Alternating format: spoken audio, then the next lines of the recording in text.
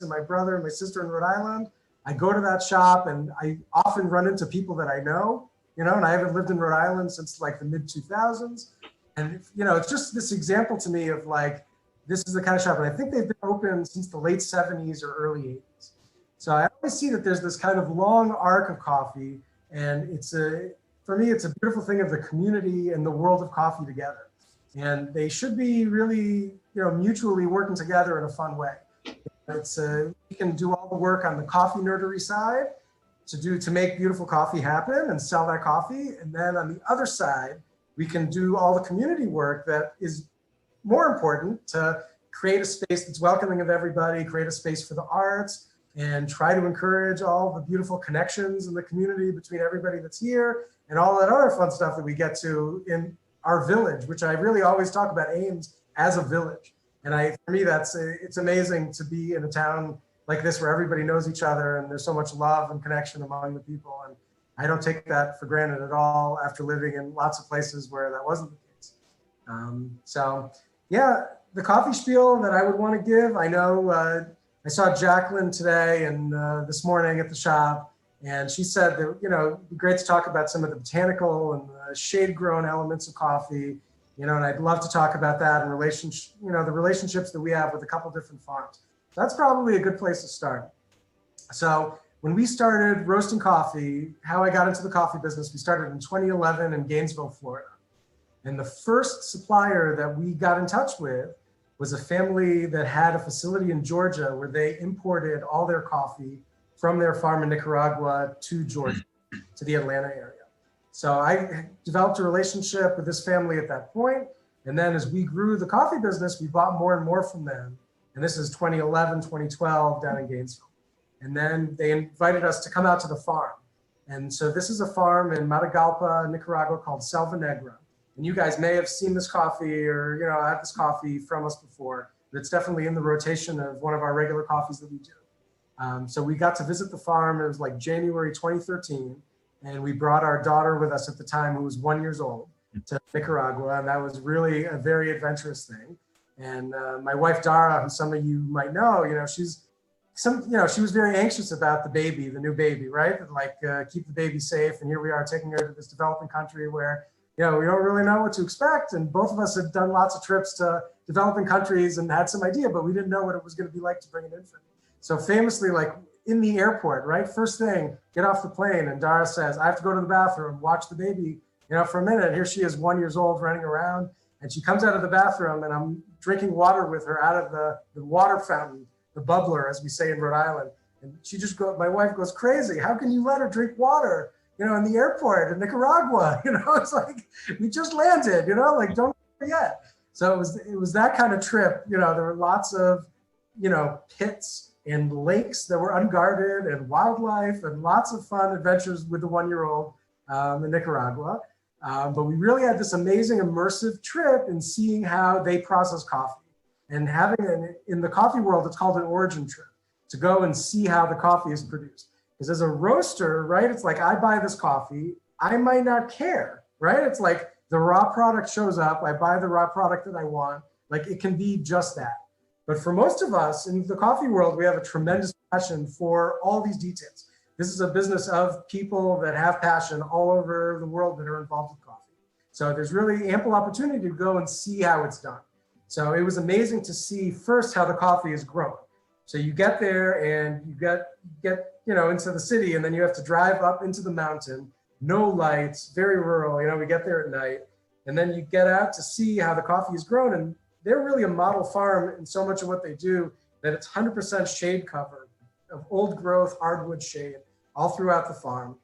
And with that shade cover, as you guys think about growing, any other crops like that, right? When you have shade cover, they grow slower. They're not as intensely growing and they require less nutrients, which therefore really lends itself to also organic production. So, that was amazing to see that, and then to pick the cherry and work with the coffee workers there. So I think they have maybe 100 people that live on the farm year round. And they have really quite nice, by Nicaragua standards, accommodations for them with a communal kitchen, where they were making tortillas and rice and beans, out in the open, and a school for the kids. And it was really like a village on the mountain at their farm. And that was very interesting to see and meet those folks and see how they were living. And the composting toilets throughout, which was great to see because often there are no toilets on coffee farms for coffee pickers at all. And you know, the amount of backbreaking work that it takes to pick each coffee cherry. So the coffee that we drink, you imagine the coffee bean that you see, right? You see this kind of oval shape, flat on one side with a little squiggle on it often. So those two beans grow together like this, and they're really pits of a fruit. You know, we think about coffee, it's almost like a little plum. Flatwoods plum is native to the Southeast where we used to live in Gainesville. And it's almost like that kind of very, very small plum with a giant pit and not much fruit. And that's probably the easiest way to describe a coffee fruit. And a very mild flavor. When you pop one in your mouth, you know, it's very mild, slightly sweet, but not a very fruity, tangy, or noticeable flavor. They're very mild. So the coffee fruit grows, and then the processing is crazy because all the fruit is picked generally in a short season. You have about 6 weeks where all the coffee gets picked. And in that time, there's migrant workers all over the coffee growing lands other than Brazil that we'll talk about. But these migrant workers are there to actually pick the coffee. And they will come in, live rough, you know, and camp out basically and try to earn as much money as they can. Often it'll be families, migrating families. So the kids are very much involved. They'll be out of school. A lot of the school holidays are marked where they're not in school during that time, by and large. But there's always questions of child labor and coffee. But, you know, for a lot of these folks, the kids are very happy to work and the parents really want them to work because it's a short time where they can make a lot of money. So you'll see these picking families come in. And right now there's a huge labor shortage, and all the chaos going on in Central America has caused a lot of labor problems for a lot of coffee farms in Central America. But back to Selva Negra, they would pick the fruit. And then what's really interesting about them too is they're totally vertically integrated from owning their coffee farm all the way to when it gets to me, which is really unique. And there's not many folks in the world that are like that we can work with. So first they pick the cherries, then they process the cherries on location up in the mountain. So you've heard about washed processed coffee, which they offer, which basically you take the fruit and imagine taking off the outer layer of the fruit and then fermenting off the actual fruit part of the plum. You know, so if you imagine like eating a plum, there's a thick skin, and then there's the actual gelatinous fruit that's kind of stuck to the pit. So in this case, you're going to take the skin off, ferment that pit with the fruit on it to get all that fruit off. And then there's a whole process then to clear and dry that fruit pit, which would be down at a lower elevation in this case. So they actually own a mill about 1,000 feet down at ground level where they can then dry the coffee. So it's just a crazy process. It's so much work that goes into taking this fruit, right? And then they do all this work to ship it on a container to Georgia, to their family facility where we can get it from them. And it's just an incredible journey and so much work. So this particular farm, they also have an ecotourist lodge. And we went to stay there at the farm. We really had a beautiful trip. They also have a dairy operation where they have cows on site and they milk the cows and then they make cheese. They have a whole cheese making, like fromagerie, like place where they had several folks working in white aprons making beautiful cheese on the farm. And, you know, then like a white tablecloth restaurant known as one of the best restaurants in the country, you know, at their ecotourist lodge where a lot of government folks will come and, you know, local tourism of the high end wants to come there and eat too. And they'll use the cream from the cows that are right there. And then they also grow mushrooms. They have a whole mushroom growing thing they do on a bed of coffee grounds. So in a dark room, all concrete, they'll grow oyster mushrooms. And you can go to their restaurant and have mushroom soup, sopa a la hongus in Spanish, where it's like cream from the farm, mushrooms from the farm, coffee from the farm. And, you know, it's just an amazing culinary experience. And it's multi-generational family that's owned it. This family was part of this group of German folks that in the late 1800s, early 1900s, they moved throughout Central America, some in South America, and started coffee farms. So this family, I think it's now in the third or fourth generation, and the kind of matriarch, her name is Mausi, and it's just amazing what they've been able to do. And they had to leave for a while during the time of the Contras. They had the left-wing insurrection in Nicaragua that took over the country, and took over their farm, right? It's like the social divvying up of individual property. I like to think of myself as a Democrat, fairly liberal guy, right? And like, but for them, there's this real interesting dichotomy of like, of course we want to take care of our workers. Of course we vote Democrat in the US and we want to take care of our people, but like, I don't want the government to take my farm and ruin it, And then they had a lot of work, several years of rebuilding it to get it back to productivity. But amazing stories from them all the time. And we got to sleep also, the Ecotourist Lodge, all the huts are made out of stone and concrete. And this is another thing with growing coffee, it has to be kind of the Goldilocks temperature. It can't be too hot, it can't be too cold. So when you go and stay on the farm, there's no air conditioning, but there's also no heat, right? So you're going, it's like always about 60 degrees. It's always like a little bit chilly and misty, but not necessarily hot. Maybe if the sun can poke through, but not really that cold either. But it was really an amazing trip. And every year I asked them, can we come back? What's going on? And for the last few years, the political situation is really rough in Nicaragua. They've got a lot of issues, so they're not doing any roaster trips. And they're just afraid to bring people who are not family into their spot. So it's kind of crazy, but we do want to go back there and visit. The other thing that's crazy in Nicaragua, there's no Lowe's or Home Depot or any store like that. So the family on the farm, they're always creating lists of what to bring from the States. And their son-in-law, who's the guy in the States in Georgia that we buy from, he has this list, it's like all this crazy stuff. It'll be like the 3/4 size bolt, or whatever, like all this hardware and stuff that they have to bring in suitcases from the States, a few times a year that they go. And it's just a very adventurous feeling to be out there. So this farm, they have tons of certifications, like they're certified organic, they're certified Smithsonian Bird Friendly Alliance, certified for bird friendliness, that they have really great habitat for birds on their farm and they maintain that. They're certified for Rainforest Alliance. And you'll hear about all these certifications in coffee. It's a very interesting thing. And for a lot of folks, the certifications are an issue. We can talk more about certifications later. We're really proud at Morning Bell that we have fair trade certification. And we keep that going. It's our one certification that we do. So we buy a lot of organic coffee, but we are not certified organic. So therefore, I am not allowed to write organic on any of my bags of coffee. If we wanted to be certified organic, I would either need 2 separate facilities, one organic, one not, 2 separate warehouses. The process to get certified organic is very tough. And I would really have to commit to only buying organic. When in reality, I like to buy a rainbow of different coffees, including from a lot of small producers who have no certifications, because the certifications are very expensive. It's only generally folks like Selva Negra, where they're fairly rich family, very well-to-do. They can afford the tens of thousands of dollars it costs every year to maintain the certifications. It's always kind of a toss-up. But at the same time, they have a beautiful commitment to the environment, to socially taking care of their workers.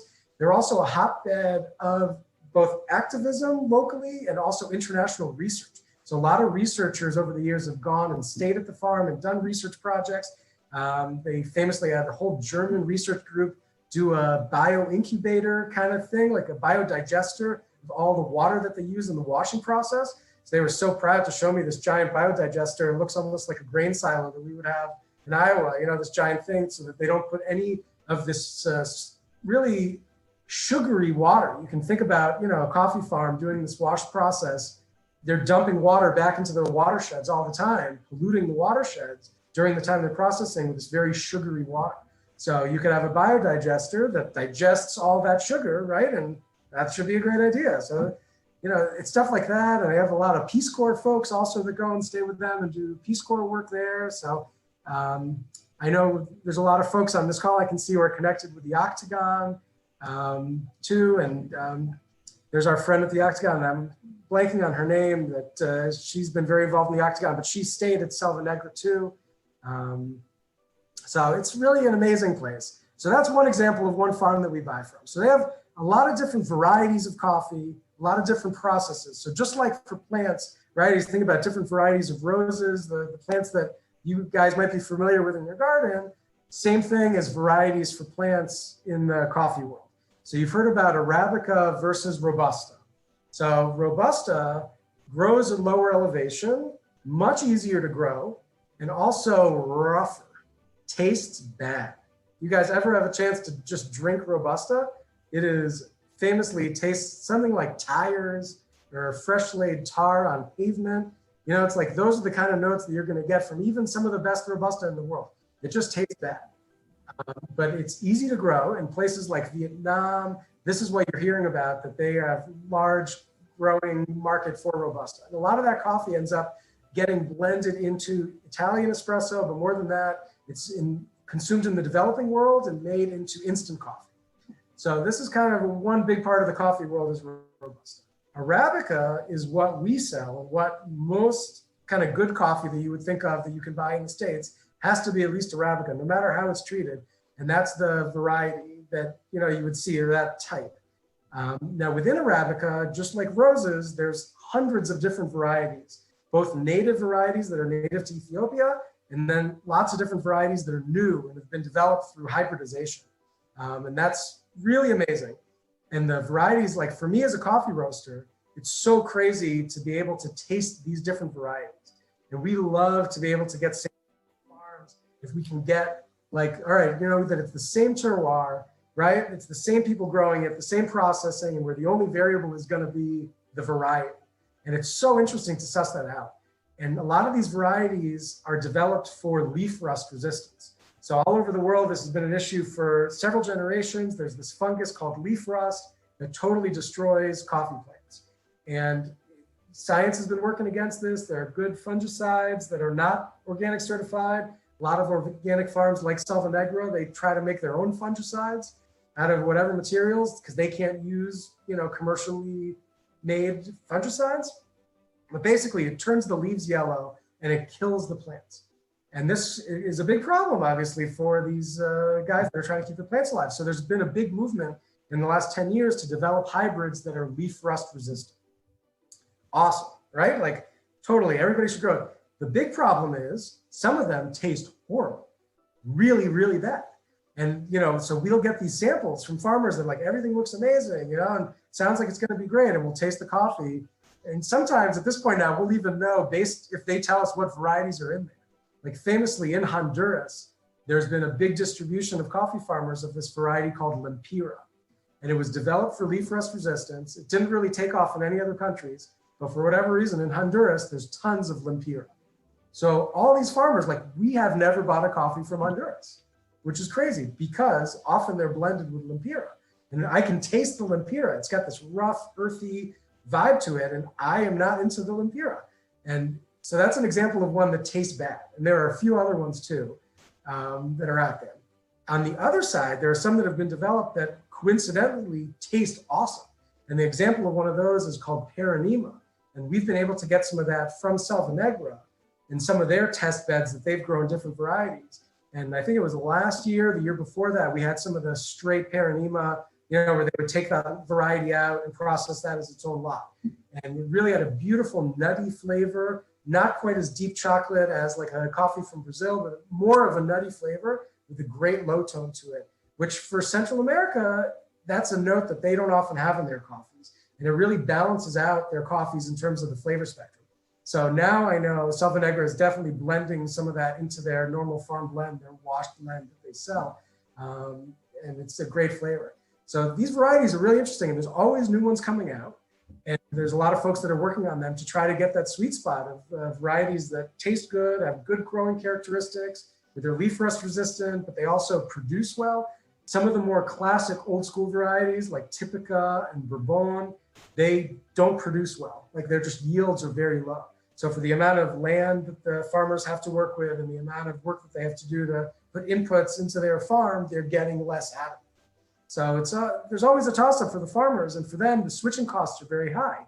It takes about 5 years after they plant a coffee tree to when they start to see any viable amount of cherry coming off that tree. So it's quite a commitment to be like, all right, let's rip out all our coffee plants and plant this new variety. They really don't know how it's going to go. And kind of like wine, there's an old vine vibe where some of the farms are like, and Selva Negra included, like they have old vine Typica, old Typica plants that don't produce as well, but they taste awesome and they love to have that old vine Typica. And it's really interesting how there's that level of nerdery on the plant side is definitely a thing. In Selva Negra, they're always trying to plant different varieties. And I want to switch it, now that I've told you guys about Selva Negra and that experience, I want to talk about the Brazil experience. So Brazil is unique in coffee. And whenever you come into Morning Bell, we generally always have a Brazil available by the cup. And we always have a single origin Brazil available by the bag.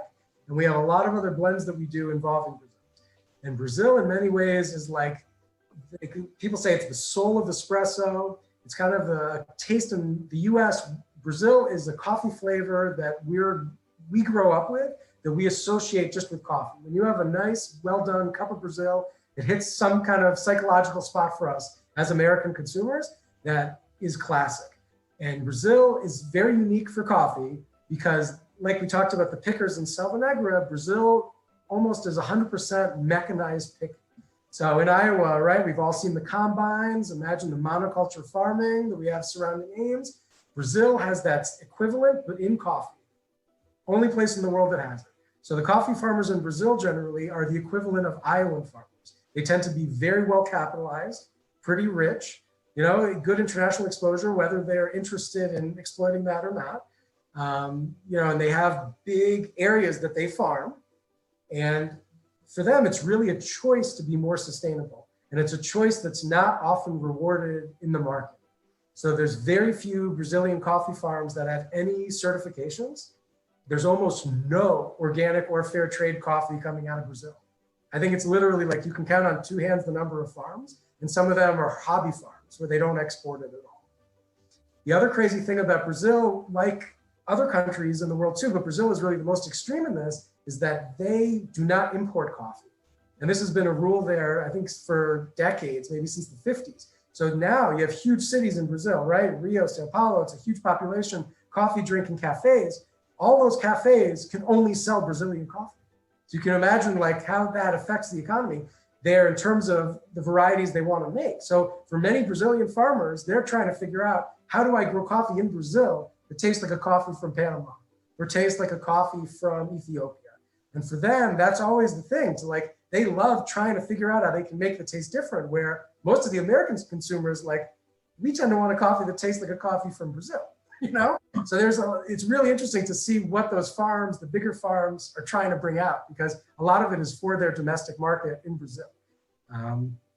So the farm that we work with there, this is now our 4th season working with them, is the farmer's name is Jose Maria Oliveira. And if you guys have ever bought this coffee off our shelf or seen his name, you can see a picture of me with Jose on our website, on one of the pages of the website. But basically, we got in with these guys, and just like Selva Negra, they're vertically integrated. So they have they're rich enough that they have family in the States that can accept the containers and facilitate the sale of the coffee to small roasters like me. You know, so this takes a ton of work, a lot of manpower and a lot of people along the way to try to make that happen. But they are Rainforest Alliance certified, which is one of the certifying organizations. So we don't put that on our bag because we're not certified by Rainforest Alliance. But that really shows a commitment to the environment, but also a social commitment. And it's become more watered down. I see Rainforest Alliance as a fairly easy certification for folks to get who are growers. But I still always applaud folks who want to have any kind of certification and want to bring folks in to certify their farms. So at Jose Oliveira's farm, they do some amazing things. So mechanized picking, right? So you can imagine, there's no shade on the plantations, as they call it, of the coffee. So you can imagine it's just like Iowa, monoculture, no overhead trees, just coffee shrubs, high inputs, whether it's organic or even more eco-sensitive kind of fertilizers, but there's always going to be inputs. And then they have their version of the combine is almost a machine that will come through, and imagine it'll go down the row and it'll get to the next coffee plant. It'll grab the plant with arms and shake it. And basically whatever has dried on the tree falls into the machine, and the machine sucks that out, and then they harvest it from there. So that's where the term sun-dried naturals really comes from. So in a lot of places you hear about, oh, you got to pick the cherry when it's red, pick the cherry when it's ripe for coffee. And Brazil does its own thing. The cherry ripens on the tree, becomes almost like a raisin, and only at that point, when it's dry enough to fall off the plant, is it harvested. And that's by and large. Jose Oliveira's farm, they actually employ year-round folks who are pickers too. And they have some coffee that they work with where they raise extra money for the folks that work for them. And we've bought a few of those micro lots over the years, and those are all hand-picked micro lots. And that's very rare to get a hand-picked micro lot from them. So this past summer, I was supposed to go visit. So in March, right, mid-March, as the pandemic was just hitting, I was about to pull the trigger on buying my ticket to go visit the farm. And they've been inviting me for years. I haven't been able to get down there yet. You know, it's a big schlep to try to get down to Brazil. It's a long flight. It's hard to coordinate all that stuff, but I don't know what the situation, I don't think they have a lodge, but I know they have some kind of rooming house where they put up the guest roasters, come to visit them. And, you know, I don't eat beef or pork, right? But it's always the joke. I don't know what the food's going to be like, what to expect down there. But they really are super welcoming and very warm family. And, you know, it's really nice to have that kind of relationship. And it's Jose's son-in-law also who's in the States. And he's the guy that I work with, you know, on a lot of the order stuff. And they're out of the Bay Area. And, you know, it's really an amazing vibe with them and very warm feeling. And I always get to see them in person at there's a big coffee conference, the biggest in the world. It's called now the SCA conference, Specialty Coffee Association. It used to be the Specialty Coffee Association of America.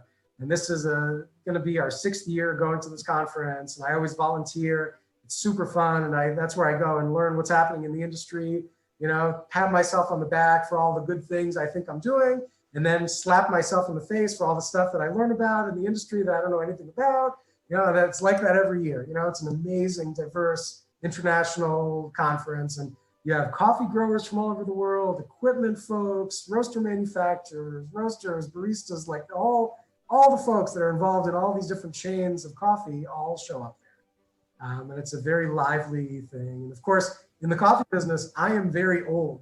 I'm like a dinosaur in the coffee business. The average age is definitely in the 20s. It's a very young crew often, especially on the roasting and barista side. You know, but then so Nadav, I'm gonna interrupt you here real quick. This is a fascinating story, and honestly, you should write a book about. Just going on the tangent. I'm glad you stopped me. No, it's good. But so I want to kind of mention here. So you're telling this really fascinating story about this incredible international relationship, this collaboration between farmers, but it's not just you and a farmer, right? It's you plus farmers, plus all the workers, plus all of the places where it goes in between. And it just, hearing this story really provides I don't know, but at least for me, this really great sense of global community that is something that is really essential as we, you know, move forward with different political thoughts and different movements and all of these social structures that are kind of keeping us from interacting with each other. And I wonder if, you know, and you can tell just by hearing you talk, how passionate you are about coffee and about this whole process, but and how it connects to people. And so I kind of want to ask a little bit about your vision of Morning Bell Coffee Roasters, and how, you know, on your website you talk about this vision of giving joy through coffee. And I think the folks that are here, you know, I have to admit I am not a coffee drinker, so and I know that loses me a lot of points here, but there are folks here who drink a lot of coffee and who are very really into coffee. I can see Renee, she's like shaking her head, yeah. And so I feel like that passion that comes through with not just the coffee that you supply and serve, but the entire purpose of your business and your space. And I wonder if you can talk a little bit about that, and how that extends beyond just coffee, and how it extends to, you know, the Ames community and the local community as well, whether through art or whether through the relationships that you form and things like that. Great question, Sarah. And you're not a coffee drinker yet. I always like to leave the door open, you know, because you just haven't had the right coffee that you connect with. Yeah, or that might be. No, one of these days we'll have to keep working on you. But I think it's a great question. And, you know, for me, it really comes down to selfishly the way I like it and the way that I thought it should be. So, you know, when we moved to Ames, and, Yeah, it's a little bit of this journey of Morning Bell. So we started Morning Bell in downtown Phoenix. Now, in the beginning of this talk, I mentioned Gainesville, Florida. We had our first roastery there. So my wife was doing her doctorate, and then we sold that business in 2013. It's still doing very well down in Gainesville. The next year, we were in Phoenix. She was doing her postdoc, and I missed coffee. I really couldn't live without it. I needed to get back into the coffee business. So we started Morning Bell in downtown Phoenix. And we had always done farmers markets. And then in Phoenix, I said, you know what? I'm going to have a little shop where I'm also open a few hours a day. And at that point, when we were in Florida, it was only wholesale roasting. I would do farmers markets, but otherwise there was no interaction with people. Farmers market was it, so you could come see me for 3 hours at the farmers market. That was the extent of my social involvement, okay? So then in Phoenix, it was like, all right, I'm going to be open 4 hours a day, 10 to 2, weekdays, no milk. No, you could buy a bottle of cold brew. I could make you an AeroPress. You could buy a bag of coffee. That's it. So that was a big leap to try to have that space. We had a really funky space. It was like in this very artsy area of downtown Phoenix that there's not very many of them. And this amazing little community where we rented a bungalow amidst all these other bungalows that were Quonset huts that held World War II German prisoners in Phoenix. It's all this history there and amazing, but really a great vibe. So then, the folks that were kind of our landlords and friends and customers there had a restaurant, and they said, we really want to open a coffee shop selling your stuff next to you. Like, would that be cool?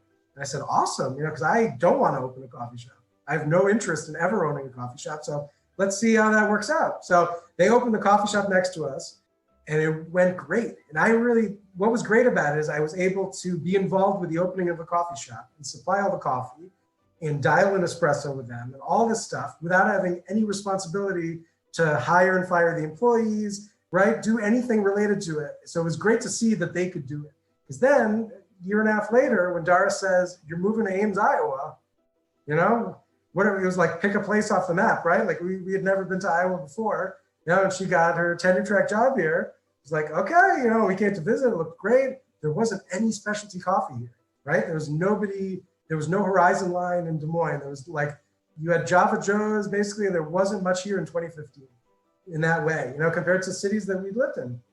I was like, I don't know how this is going to go, right? I don't know if these folks in Iowa are going to be interested in what I do. But at the same time, we were like, I'm ready. We're going to buy a building downtown. We're going to do a coffee shop build out, and we're going to, see how that works out. But we're going to do it very modestly. So at first it started in the back of our shop, right? Very modest build out. We had a salon in the front, and it was really only open to make me happy, right? Like that is the root of how Morning Bell started. It was just like, I need a place to go where I can hang out with my friends, i.e. the people I pay to hang out with me, the baristas, right? I go and hang out with my friends and see if we can have a coffee shop, and hopefully people will come in and also buy the coffee, but like, don't really know where it's going to go. Down this long hallway, hidden, no signs outside, right? It's like a classic thing. So then after that happened, we also had a salon tenant in front of the building, and they really became our friends. And eventually we wanted to take over the whole building, and we made sure that they had a good home to go to. We kind of let them either extend their lease or end early with no penalties after we told them that we wanted to take their space, and we still see them and they're still friends of ours. But we really grew at that point. And it was really this vibe of like, again, selfishly, what's good for me? What kind of place do I want to have? And it's that feeling of a bar without the alcohol, of a community space that's kind of open-ended. It's a place where you have communal seating. And I think that's a critical part of this, where, there's very few places in Ames where you're going to go. And if you want to sit, guess what? You're also going to sit with Bob. And Bob's going to be working on his postcards next to you, right? It's like that. This is kind of creating, this living room vibe where it really makes people feel at home. And of course, for me, it's very important to treat people well, have an interest in what they're doing in the world, right? And like, because I'm an intellectually curious person and always want to connect with people. And for me, this is my social outlet. It's like I have young kids at home. I don't go out, all I get to do is go to work, so the folks that I connect with at work, like this is my social world, and that is the staff, the customers, all this stuff. And it's been beautiful to build that community. So it really started with this root of like selfishly, what is good for me? And again, I grew up in Providence, Rhode Island, in the shadow of the Rhode Island School of Design in Providence, which is like one of the artsiest communities in the world, maybe. So it was a given to me that, of course, that we would have art in the shop. And like, as soon as an artist came and said, can I put up art at the shop? I was like, yeah, of course, you know, do whatever you want to do. Hang crazy stuff from the ceiling and like, let's make it crazy. I just love that feeling of having art in the shop. So very selfishly, it started like, who's going to come and decorate my house kind of feel. So it's kind of from there. That's excellent. That's wonderful. Yeah, it is a beautiful space. And one of my favorite things about the space that you're in is that you have one of Ames's most striking external murals on the side of your building by the artist Fates Crate, and it's incredible. It is a beautiful place to visit and to be in, and as an artist, a great space to show. And I know that they're like Deb and Bob here and are artists and have wonderful work and also incorporate into the community that way. We're getting a little bit close to the end of our discussion. So I really do want to open it up, unless there's anything else you want to specifically talk about in terms of coffee. I want to open it up to the folks who are here to maybe ask you some questions or get some more information about different types of coffee or. Yeah, let's do that. I think the only thing I would jump into, just mention that Fates Crate mural and a little bit about the art too. As soon as we bought that building, we said, there has to be a mural here. Like, this wall is screaming for a mural. And, you know, coming from downtown Phoenix, where there's all these amazing muralists, and we had our neighbor was Jeff Slim, and he was an amazing muralist in downtown Phoenix, and, you know, we're just screaming for it. But it took so many years to make it happen. Like, we had to do a lot of masonry work on that wall. You know, that took years. Like, there's, you know, it takes a year once you say you want a mason to fix a wall in Iowa, historic wall, you know, to make it just ready for a mural. But I really credit the Ames Community Arts Council for making it happen. You know, it was great. I was involved with the process, but I really credit and thank them continuously to make it happen. And as far as the art, a lot of artists come ask us to put up art. I try to say yes to everybody. It's like a very open thing. Like, anybody who wants to put up art, I really want to be able to say yes, because it gives folks a place to put up art where, you know, they might be not feel good about asking other places or be turned down from places. I don't want to turn anybody down. So there's been a lot of variety, right? It's like from very amateur to very professional, anywhere in there. And I love that variety too. And right now we have artwork up from Daniel, the tattoo artist from Inkblot. It's the most unique show we've had up ever, because it's these tremendous large scale pieces made on doors that are connected together at like a huge scale, almost floor to ceiling scale. So if you guys haven't been in to see the art that's up in there now, it's really breathtaking and really fun to have that art. But yes, let's open it up, please. I'd love to go on some other tangents, random directions with questions. So if you want to ask Nadav a question, just go ahead and click unmute, and you can throw out whatever question you want, as long as it's appropriate. We won't, you know, let's not swear. I'm okay with swearing. I think it's fine. We are recording this, and we will be posting it on YouTube. So we just have to deal with ratings. That makes no swearing. I got it. All right. So I don't handle a lot of caffeine very well. What would you recommend for me that tastes wonderful? So decaf, of course, is an option. Decaf coffees, we sell a wonderful decaf coffee. You know, there's some varieties of coffee that naturally have lower caffeine. And that's my, you know, encouragement to you is to try bits of different coffees, right? Different origins, different varieties, you know, because you might find that some coffees sit better with you than others for a variety of reasons. And for me, I always try to be in tune physiologically when we are sample roasting and evaluating coffees. So that's one of our jobs at the shop that I didn't touch on at all. We evaluate coffee from all these farms from all over the world on a daily basis. And we probably evaluate like 200 different coffees a year, out of which we might buy like 2. We're super picky, and it's a huge amount of work to do it, but we really love that work. But one of the things that I've learned in that process is I have to drink a coffee and then see how I feel later, right? It's like, does this coffee completely twist my prostate? Like, do I drink it and then I have to go pee nonstop for like 4 hours later? That's happened. You know, we have coffees that we taste that are done in a process called monsooning, Indian coffees, where they mold the coffee. There's factories now that will mold the coffees in India to give it this particular taste. And mold gives me a headache, gives some of our staff a headache. So sometimes we'll have those coffees in the shop and be like, I don't even want to taste that. Like, don't make me taste that. I'm going to have a headache. So I feel like there's a lot of people don't think of it as a physiologically affecting thing, but I would really encourage you to think about it that way, that you might find there are certain Brazils that are naturally maybe a little bit mellower than, let's say, a coffee from Selva Negra. Selva Negra in particular, that stuff hits. It's got a high caffeine content. When I drink the Selva Negra coffee, I feel it. It's extra caffeinated compared to some of the other coffees. So, that's what I would encourage you to look into. Does that answer your question, or you're thinking more about brewing methods, or?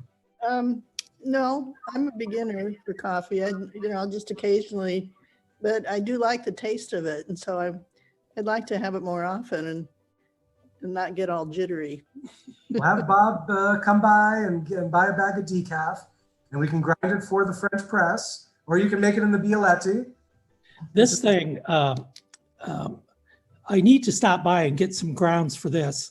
And I now have an electric stove, so it's a little difficult to do this. And I'm going to get an induction range, so it's going to be impossible unless I have a pad on it. But this is a vacuum operated device that makes extremely strong coffee. And I like drinking it out of a Demi-Tasse cup. It makes me feel special. You are special. You are special. That's a beautiful brewing method, extremely popular in Europe for a long time. We can set you up and give you some pointers on how to make that. The trick is not to pack it too tight. Use a fairly coarse grind on that like you would a regular coffee brewer almost, and then not pack it. Pretty important. And the other thing that's really fun with those is preheat the water. Don't put the water in cold. You can put in like almost boiling water, use a towel to close it up, and it'll be ready much quicker. Thank you. You're welcome. That's a questions. And those were excellent questions. I also, one of the reasons that I don't drink coffee is that I do not handle caffeine very well either. But on the other hand, different from Deb, I don't like the taste of coffee. So if folks come to you and they say, I don't really like the taste of coffee, but I'd like to try something, or, try to adjust or establish a palate for this coffee, what would you start people with? It's really interesting. We do get exploratory people, but less usually on the side of like, I don't know about this coffee thing, right? It's like, that's a little bit of a different extreme. But, I would say for that type of customer coming in, there are definitely coffees that you might enjoy. Like you might really like a latte brewed with less espresso. It's basically like a coffee flavored steamed milk. That you might enjoy, right? You might enjoy something like what we call white espresso, which is our super light roasted coffee that we put through the espresso machine that's very tea-like. And that's almost like a novelty thing that we do. We're one of the only roasters in the country that does it. A lot of folks know us for that. And that is all the feeling of caffeine without the taste. But the jitteriness is a different thing. If you really don't like the taste and you don't like the jitteriness, I'd probably push you toward like a Little Woods tea product, or maybe our cinnamon rooibos on nitro, where we brew this amazingly strong cinnamon rooibos tea. It's almost like spicy cinnamon candy, but on tap, and that's beautiful. So we have other non-caffeinated choices that you can definitely drink, but I wouldn't want to push anybody out of their comfort zone. You've heard about coffee before, you've tasted it before. It's not like a rare wine in that way, right? It's like coffee exists in the universe. I do like that comparison though that you make between coffee and wine and the kind of the old vine feel. And listening to you talk about the process from kind of farm to cup, it just sounds like an immense amount of work throughout that whole process. How do you know how, like on average, how long that takes from, starting with the plant itself and then getting into somebody's cup in your shop? Seed to cup. Yeah, it's a great question. So to back it up a little bit, I would say freshness is super important. So the fresh roasting of the beans, right? When you come to our coffee shop, you'll see the roast date. For us as roasters, it's incredibly important for me to buy seasonally. So I want to make sure that I'm buying my coffees at the time that they are fresh. And the coffees really will degrade up to about a year. Most coffees will give us a good year where they taste really good, vibrant and fresh. After a year, they really fade. And every coffee has different fade at a different rate. And when you hear the term specialty coffee, one of the things that really is different in specialty fancy coffee, as I would say to this audience too, is we're focused on that. We care about the freshness. We care about how long it takes. We want to serve a coffee at its peak and really care about that, as opposed to more conventional coffee, Starbucks, supermarket coffee. The average age of those bags before they roast it is 3 years on average. So as much as you get a 2-year bag, you might get a 4-year bag. So that's just, you're missing all these layers of flavor that you would otherwise get. In terms of the freshness, every country has its seasonal situation. So there's different seasons for us of the year where we have different coffees coming in. So like right now, the picking is happening in Central America, Guatemala, Nicaragua, those coffees that we buy. Like right now they're picking, processing, and then they're gonna ship it around April usually. And I might get it in the summer, maybe earlier in the summer, maybe later, sometimes as late as August, and that's usually what we can expect for our Central American harvest. Right now we have a lot of the African coffees coming in. So like we just had a fresh Congo come in last week, one of our newer favorite coffees. This is the second year we're buying this fair trade organic certified coffee from the Democratic Republic of Congo. Amazing coffee. It has to go through crazy stuff to get to us. I don't know how long it took to get on the boat, like processed and picked on the boat. Most African coffees, Ethiopia included, have to ship through the port of Djibouti, its own independent country. And so you can just imagine like the chaos of like, all right, you filled up a container of coffee in the Congo, right? Or wherever it is, and it has to get to Djibouti somehow through all these borders in Africa during the time of COVID and make it on a boat in a time where there are not very many boats. That's another thing that's happening just this year right now with COVID, is there's a lot of shipping issues in the world, and it's really going to affect Sumatra coffee this year. There's just not a lot of supply of container space coming from Indonesia to Europe and the US. So that's something that we're kind of grappling with. We're hoping that we're going to have Sumatra this year, but we don't really know if we're going to find one that we like. We can't get the one we've been buying. So the freshness is really a thing, and we're focused on that. And for us, one of the only things we can do is to make sure that we buy the coffees close to when they arrive and that we serve them somewhere so that we're not holding them for too long either. It's always this balance of like, I don't want to run out of this coffee, right? It's like people like this particular coffee and I don't want to run out of it, but at the same time, I need to run out of it so that I can buy the next one when it comes in fresh. So balancing that is hard, and that's one of the tough jobs that we do. And like also right now, winter in Iowa, I really don't want to be outside receiving 1,400 pounds of coffee on the sidewalk, which is what we do during the year.